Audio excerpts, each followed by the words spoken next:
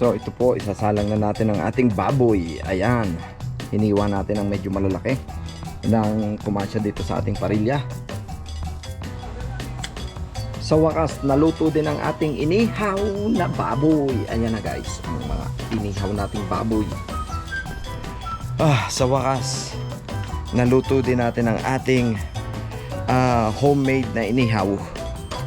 Ayan. Huwag kang matatapon bigla. Huwag kang matatapon bigla. So yun guys, yayarin na natin ito. Kailangan naman natin ay ang panghiwa. Okay.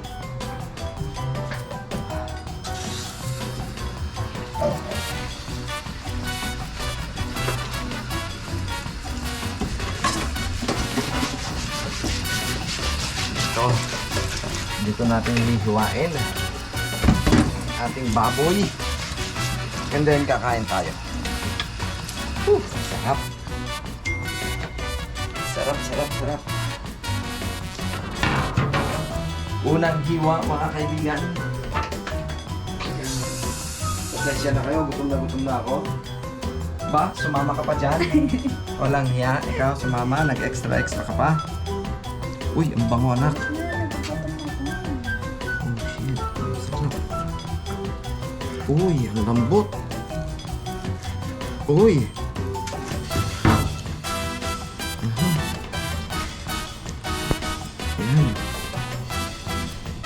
Unang tikim mga kaibigan, eto na ba? Kanin na lang ang kulang.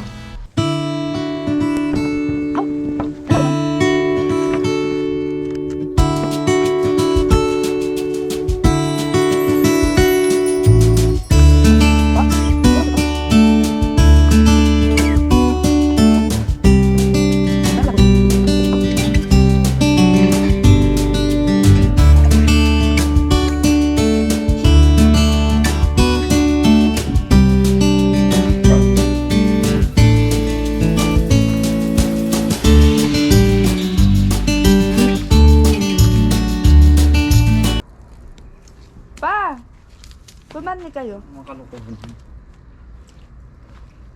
Lumapit.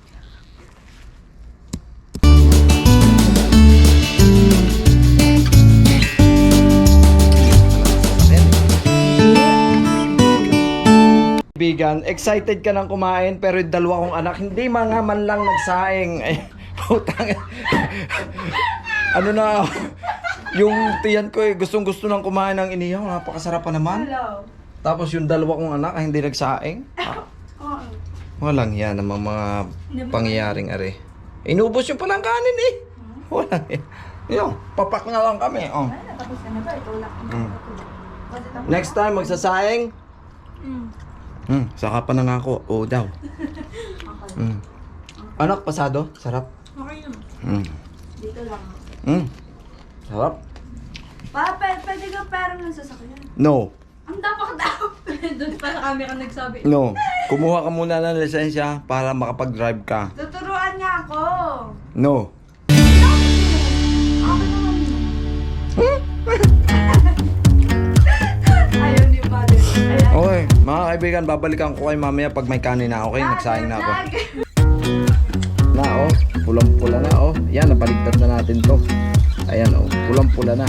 Bukas na yan. Pero tirahin na rin natin. Ayan oh, utang na, sarap. Pulang-pula. Maya-maya, iinom na naman. Ayun, ganito lang ang buhay dito guys. So, yan, pagka gusto nyong mag-ihaw, tapos gusto nyong kumain ng pagkain Pilipino, ayun, magbabad kayo ng baboy. Mga kaibigan, pulang-pula na yung baboy natin mga kaibigan. Ang sarap nito.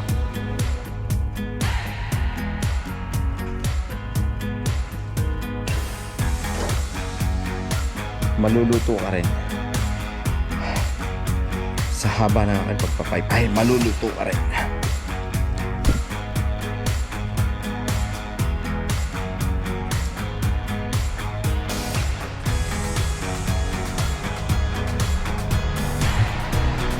Kasi nga pala guys, abangan nyo ang finished product ng ating inihaw.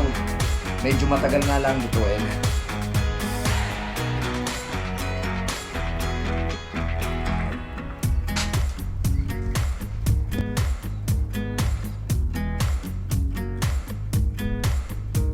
mamaya pagluto ng ating baboy. Guys, Filipino style pa rin tayo pag nagdidikit ng uling. Ayan, hindi ko alam kung bawal dito ano. Pero yan o, naglingas na. Pero babantayan naman natin, baka mamaya biglang, alam mo na, magsunog. Ayan o. Ayan. Hintay lang na natin magbagay yung ano, yung pinakauling, and then isasalang na natin yung ating baboy. Ayan. Yung baboy natin guys, binabad ko lang yan sa toyo, suka, kalamansi, bawang, sibuyas, paminta, and kaunting asukal. Ayun, maamoy na. Parang umaamoy na yung ating ano. Ayan. Sa wakas, naluto din ang ating inihaw na baboy. Ayan na guys. Inihaw nating baboy. Ayan. Okay na yan. Luto na yan. Nakita nyo.